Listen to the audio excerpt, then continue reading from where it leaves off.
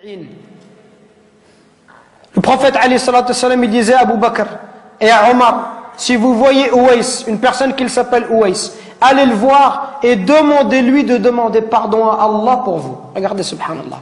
Si vous voyez Ouais, allez le voir et demandez, dites-lui que le prophète alayhi salatu wassalam lui passe le salam. Dites-lui que le prophète lui passe le salam et demandez-lui d'invoquer Allah pour vous, qu'il demande à Allah de vous pardonner. Omar, toute sa vie, il l'a cherché. Wallahi, toute sa vie, Omar ibn Khattab, il a cherché Ouais al-Qarani. Il l'a vu à la fin de son califat, quelques années avant de mourir. Quand il l'a vu, il l'a trouvé. L'histoire, elle est longue. Il lui dit, est-ce que c'est toi, Ouais? Ouais lui dit, non, qu'est-ce que tu me veux? T'es qui? Il dit, moi, je suis Omar ibn Khattab. Il dit, qu'est-ce qu'il y a? Et il lui dit, le prophète, il m'a dit tout cela, tout cela. Ouais, il commence à pleurer. Il lui dit, pourquoi il a dit ça? Qu'est-ce que j'ai fait? Et il lui dit, le prophète, il nous a dit,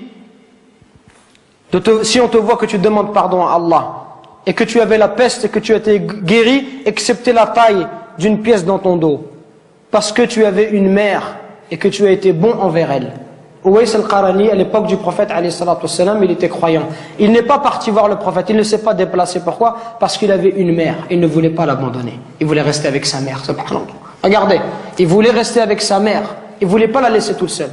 Pour ça, le prophète alayhi salatu wassalam a été informé par Allah Azza wa Jal que cet homme-là était un homme pieux. Et Omar, il est parti le voir et il lui a dit, et Ouais lui a dit, moi je vais demander pardon pour toi. Toi tu es Omar ibn Khattab, je vais demander pardon à Allah pour toi. Il lui dit, oui, tu demanderas pardon à Allah pour moi. Pour vous montrer la valeur des parents. Allah, il nous interdit de faire de dire la moindre phrase. Le moindre mot. Fi, ça n'a aucun sens. Ça n'a pas de sens. Fi, c'est une onomatopée. C'est un son. C'est un mot qui est composé de 2 lettres. C'est le mot le plus petit en arabe. C'est pour vous dire que si tu n'as pas le droit de faire à ton père, celui qui fait des phrases entières et qui lui dit tu m'as jamais rien appris, tu m'as jamais rien donné, et qui se plaint, ça c'est encore pire. Regardez, à travers ce dua, on retrouve la miséricorde. Ceux qui bénéficient, qui doivent bénéficier de notre bon comportement et de notre miséricorde, ce sont nos parents en premier, notre père et notre mère. C'est eux qui doivent profiter en premier. Nous aujourd'hui avec les frères, on est masha'Allah. Un frère te dit viens, emmène-moi à Anvers, tout de suite tu l'emmènes à Anvers. Emmène-moi à Bruxelles, tu l'emmènes tout de suite. Par contre ton père te dit viens me rendre un service, tu lui dis j'ai pas le temps, ya abi, demain, après-demain. On n'est pas disponible pour nos parents, subhanallah.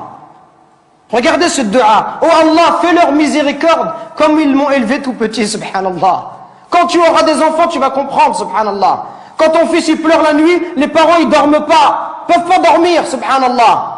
Au moindre bruit de l'enfant, ils se réveillent. Les parents, ils sont capables de se priver pour donner à leurs enfants. Ton père, combien de nos parents ils se sont levés, subhanallah, à 5 heures du matin, à 4 heures du matin. Ils ont fait même 2 travails, exprès pour pouvoir nous donner ce qu'eux, ils n'ont pas reçu. Exprès pour nous acheter des chaussures Nike ou nous acheter de la marque. Pour nous donner ce qu'eux, ils n'ont pas connu dans leur enfance. Eux qui sont venus à 13 ans ou 14 ans en France. Et nous, subhanallah, on n'est même pas capable de leur rendre tout ça. On doit être miséricordieux avec nos parents. On doit les aimer, leur montrer de l'amour. Quand ils sont vieux, on doit être auprès d'eux, leur accorder du temps. Mais nous, quand on est marié, on préfère notre femme, on préfère nos enfants. Même le pont, certains, si sa femme va se disputer avec ses parents, il va toujours prendre le parti de sa femme, subhanallah. Il va faire des cadeaux à sa femme, mais jamais à sa mère. Il va emmener sa femme, il va jamais emmener sa mère. Pourquoi est-ce qu'on est comme ça? Parce que notre cœur, il est devenu dur. Al-Hassan al-Basri, rahimahullah, le jour où sa mère, elle est décédée, il pleurait. On lui dit, ya Hassan, t'es un imam et tu pleures. Comment est-ce que tu peux pleurer? Il dit, je ne pleure pas parce qu'ils sont décédés, je pleure parce qu'une des portes du paradis est fermée.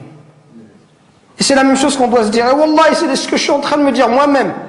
Qu'on parle, conférence après conférence, khutbah après khutbah, et on dit comportez-vous bien, comportez-vous bien. Et wallah, on est insouciant avec nos parents. Jusqu'au jour où nos parents vont mourir, et là on dira subhanallah, j'aurais voulu faire le bien, j'aurais voulu rester auprès d'eux, j'aurais voulu les accompagner, j'aurais voulu les consoler, j'aurais voulu les aider comme ils m'ont aidé, leur donner comme ils m'ont donné, patienter avec eux comme ils ont patienté avec moi. Qu'on se réveille avant qu'il soit trop tard, subhanallah. Qu'on se réveille avant qu'il soit trop tard, avant qu'on ne regrette. Et avant qu'on dise j'aurais aimé faire le bien, j'aurais aimé voyager avec mon père, j'aurais aimé passer du temps avec lui, j'aurais aimé rester juste m'asseoir, boire un verre de thé, parler avec lui, qu'il soit heureux.